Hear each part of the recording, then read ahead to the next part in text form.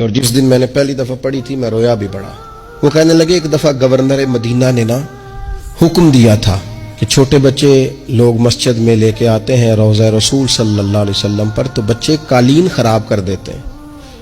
مختلف قسم کی چیزیں گرا دیتے ہیں، تو اس طرح کریں کہ بچوں کو منع کیا جائے، اور کم از کم مقامی لوگوں کو ضرور منع کیا جائے کہ وہ بچوں کو لے کے نہ آئے۔ انہوں نے لکھا تھا کہ رات ہی کو اس شخص کو خواب میں رسول پاک علیہ السلام کی زیارت نصیب ہوئی،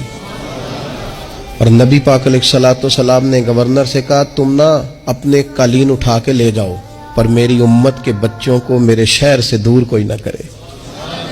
ان کو آنے دو، یہ اپنے رسول کے پاس آئے، لے جاؤ اپنے قالین اٹھا کر اگر تمہاری سمجھ میں نہیں آتا، لیکن بچوں کو کوئی آنے سے منع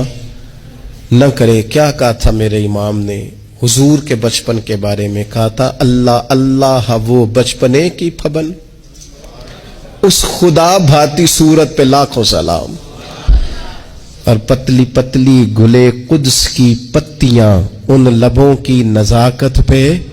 لاکھوں سلام، ان کے مولا کے ان پر کروڑوں درود، ان کی ہر خو و خصلت پہ